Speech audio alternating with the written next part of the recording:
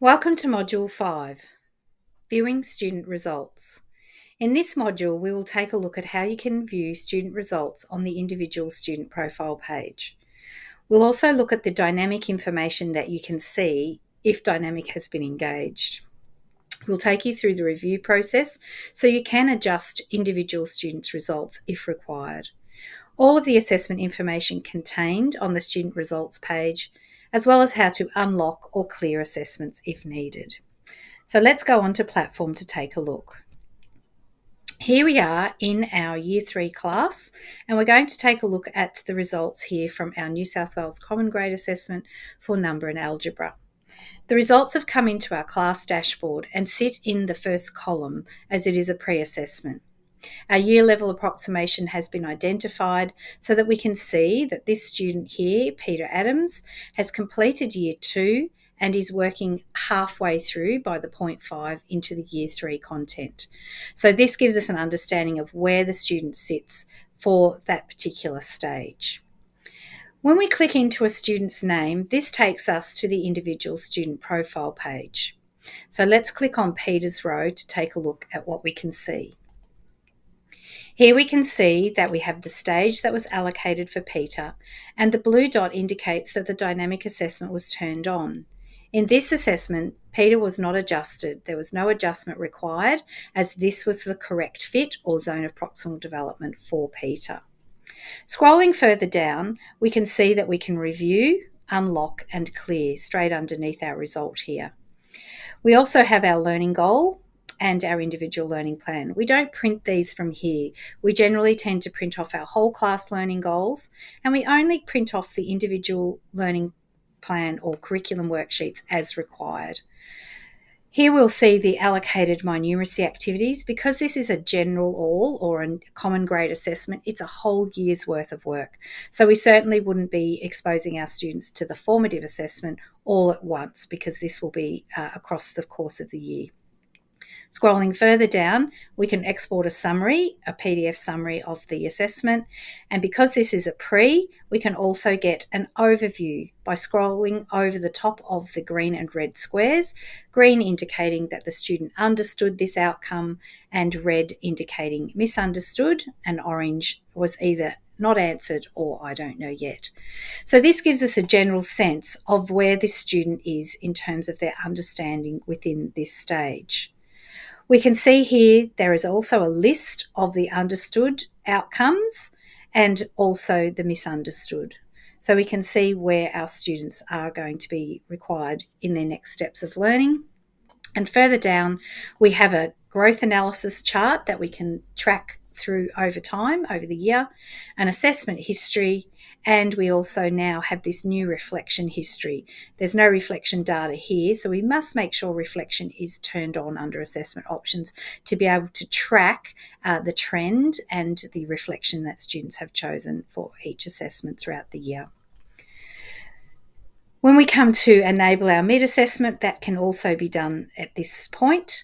We are able to change, if we need to, we can change the mid or post-assessment stage allocation, but we can only do that once the previous assessment has a result. We're also able to skip a mid-assessment. We're also able to download the assessment in paper form if there's a paper-based icon, and then you upload the results once you've corrected that or marked that paper-based assessment.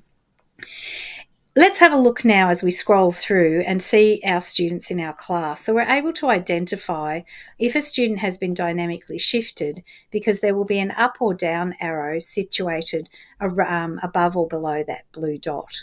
So in this situation, most of our students were allocated the correct assessment. This student, however, started at a lower stage and then was dynamically shifted up because we have that up arrow. So you'd be able to see that by clicking into the review mode.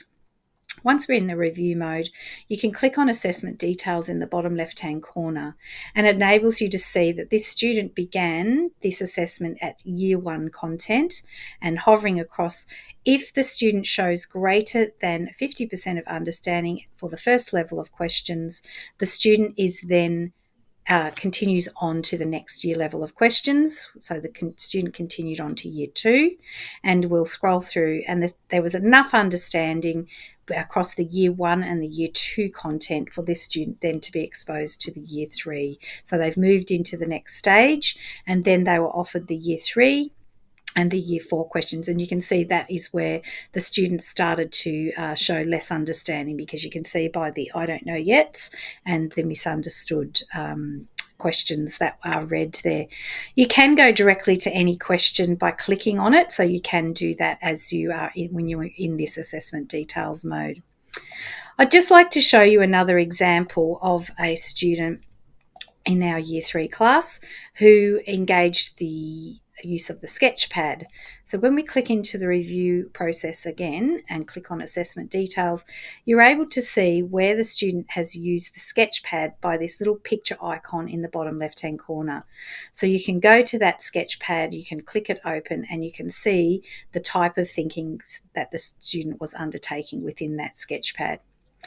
Now, if we ever have a student that we would like to review their assessment because we feel that the result is not reflective of that student's capability, this is how we do it. We go into that review mode, we check out what the students have completed in the assessment in terms of their understanding, and sometimes we'll look at particular questions and think, that student has made a careless mistake. Let's take a look at some of these questions where the student was showing misunderstanding.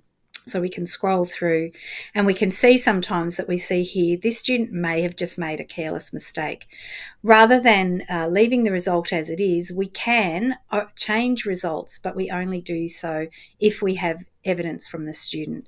So therefore we would conduct a conversation or an interview with the student, and before we call that student over, we would note down the question numbers we would like to discuss with the student, and then we turn teaching mode on. This enables us then to go straight to those questions where we notice that the student had careless errors, that we believe perhaps they didn't read the question properly, or they weren't thinking carefully enough when they selected their answer. So by calling the student over, the student cannot see how they answered this particular question, but we can have that conversation with them. We can talk about the question and what they were thinking. If we have evidence that the student actually could answer that question, once we come out of that teaching mode, so once again it's always through that assessment details, we can turn teaching mode off. While I'm here, I'll also just let you know you can export this assessment as a PDF. So if you ever have parents that you wish to go through the assessment in terms of a paper copy, you can export it. So let's turn our teaching mode off, and we'll go back to that question that we've interviewed with our student Rachel here. Rachel has shown evidence that she recognised she made a careless error, so we can correct that, and that will change the result in our overall assessment. Now, you cannot undo the dynamic. If the dynamic has sent a student backwards, you cannot undo that. You would have to clear the assessment and get the student to complete the assessment again. When we go into our assessment details, you'll notice here that there's a pen icon which indicates that I edited this assessment. Next time I come in to review that, question 8 would now represent in green because we've overridden that result, and it is now the pen icon is indicating that it was edited. The best thing to ensure that you have made a note around that fact that you've interviewed this student is come out of the review mode and put in that assessment note. Dated learning adjustments are really important as we may meet or adjust results. So make a dated learning adjustment, save that note, and that will become part of a student's export. So if you've got students you are making learning adjustments for in any way, shape or form, for example, providing a support officer to help sit beside the student throughout the assessment, this is where you would record it. If we need to clear that assessment, we can clear the assessment and it will archive it into the assessment history tab. I'm not going to clear this particular assessment, but it will prompt you, are you sure? So then that will clear the result and the student has the capability of sitting that assessment again. So sometimes we do need to clear assessment data because if it is not accurate, we will archive it and it will sit in the assessment histories tab here if it's cleared. We also have the ability to unlock students. So if the student has submitted before they have finished, the assessment can be unlocked. So that's really important to know that is possible as well. So that is our individual student profile page. There's a lot of information, obviously, that is on this page. So make sure as your results are coming in that you're clicking into the row of the students and you are looking at that finer grained information about your students after they've completed a pre-assessment.